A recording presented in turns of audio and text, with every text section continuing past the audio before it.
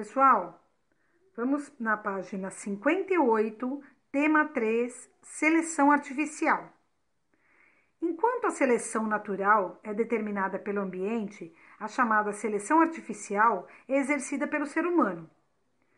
Pessoal, vamos entender primeiro qual a diferença entre seleção natural e seleção artificial. Vocês se lembram que na seleção natural, que é uma teoria do Charles Darwin, é onde o ambiente seleciona o ser mais apto, aquele que vai sobreviver, né? Tem maiores chances de sobrevivência. No caso, a seleção artificial, ela consiste em cruzamentos seletivos realizados pelos seres humanos, com o objetivo de selecionar as características mais desejáveis, ou seja, as características que irão oferecer mais vantagens aos seres vivos, no caso animais e plantas. É uma seleção em que a luta pela vida, que é a seleção natural, ela foi substituída pela interferência humana, que é a seleção artificial. Voltando para a página 58, nós vamos citar aqui um exemplo que o livro nos oferece sobre as baratas. Então, baratas são um problema cotidiano em várias residências. Para eliminá-las, muitas pessoas usam inseticidas em spray ou pastilhas.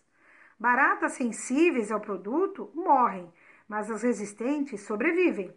Essas últimas, então, se reproduzem e transmitem a característica resistência a inseticidas aos descendentes. Depois de certo tempo, a população de barata será composta principalmente de indivíduos com essa característica. Esse caso constitui um exemplo de seleção artificial, porque as características resistência a inseticidas presente em certos indivíduos da população de baratas foi selecionada por uma condição determinada pelos seres humanos. Então, nós temos aí o esquema da página 58 da seleção artificial de baratas. Tá? O que acontece aqui nesse esquema? Vocês podem observar na primeira fileira aí de baratas, nós temos uma barata com uma marcação vermelha e temos mais 4 baratas aí com uma marcação azul e tem do lado aqui o inseticida, né, sendo jogado em cima dessas baratas. O que acontece na imagem ainda na fileira 2? Nós temos aí as baratas que estavam com a marcação azul, elas morreram. A barata que estava com a marcação vermelha, ela sobreviveu, porque ela é mais resistente ao inseticida. Essa barata mais resistente ao inseticida, ela se reproduziu e ela gerou mais baratas também com resistência ao inseticida. Pessoal, agora na página 59, seleção artificial e melhoramento genético na agropecuária. Muitas das plantas cultivadas e muitos dos animais domesticados atualmente são resultado da seleção artificial, praticada ao longo de milhares de anos. Esse processo, chamado melhoramento genético, corresponde ao aumento da frequência de características desejadas em uma população de interesse comercial, a fim de aumentar a produtividade. Descrito dessa forma, o melhoramento genético parece implicar o uso de tecnologias bastante avançadas, o que nem sempre acontece.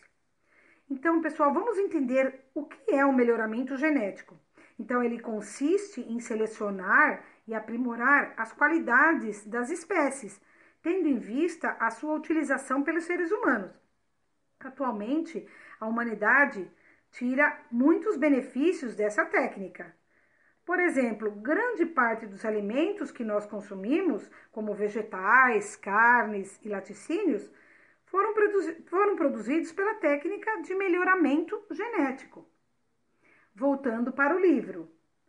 Desde o surgimento da agricultura e da pecuária, os seres humanos têm empregado intuitivamente técnicas de melhoramento genético. Um exemplo de seleção de características de interesse comercial por melhoramento genético ocorreu com a espécie vegetal Beta vulgaris. Pessoal, essa Beta vulgaris, ela tanto pode ser a beterraba como a selga, tá? Ambas pertencem à mesma espécie. Ao longo de muitas gerações, o cultivo da Beta vulgaris gerou vários descendentes com características diferentes. Alguns com folhas maiores, outros com raízes dotadas de mais reservas de nutrientes, outros com sabor pouco palatável, outros incapazes de sobreviver em temperaturas baixas. Dentro dessa variabilidade, os seres humanos selecionaram espécies de maior interesse econômico, isolando-as de outras variedades e fazendo com que se reproduzissem apenas entre si. Então, pessoal, o que acontece aí? Esse melhoramento genético, como nós já falamos, né, anteriormente, o ser humano ele vai selecionar aquele alimento que vai produzir, por exemplo, frutos maiores, mais coloridos, mais doces, e vai fazer com que essas espécies elas se reproduzem, né, e vão gerar descendentes sempre com essas características, sempre com esses melhoramentos, essa vantagem. Voltando para o livro, na pecuária ocorre um processo semelhante, que resulta nas diferentes raças e tipos de gado, por exemplo.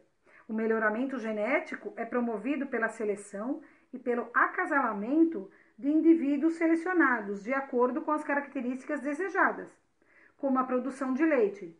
Repetindo-se isso, ao longo das gerações, cria-se uma variedade com alta produtividade leiteira. É a mesma coisa que eu falei para vocês, por exemplo, de uma fruta. Então, eles vão tentando melhorar cada vez mais essa espécie, seja de uma fruta, seja um legume, ou seja até mesmo um animal. Pessoal, observem aqui no melhoramento genético o exemplo do milho. Observem essa ilustração do milho e prestem atenção na história que eu vou falar. Antigos agricultores, há cerca de 10 mil anos atrás, onde atualmente é o México, deram os primeiros passos na domesticação do milho ao escolherem as sementes a plantar. Os agricultores verificaram que nem todas as plantas eram iguais. Algumas plantas cresciam mais do que outras. Alguns grãos eram melhores ou mais fáceis de moer. Assim, os agricultores começaram a guardar os grãos das plantas que possuíam as características desejáveis para plantar no próximo cultivo. As espigas de milho tornaram-se maiores ao longo do tempo, com mais fileiras de grãos, assumindo a forma do milho moderno. Através do estudo da genética, sabemos hoje que o ancestral selvagem do milho é uma gramínea chamada teossinto. O teossinto é diferente do milho, especialmente quando se comparam as espigas de ambos, mas ao nível do DNA são muito parecidos. Atividades para nota. Façam no caderno uma pesquisa sobre o projeto Genoma Humano. Até mais!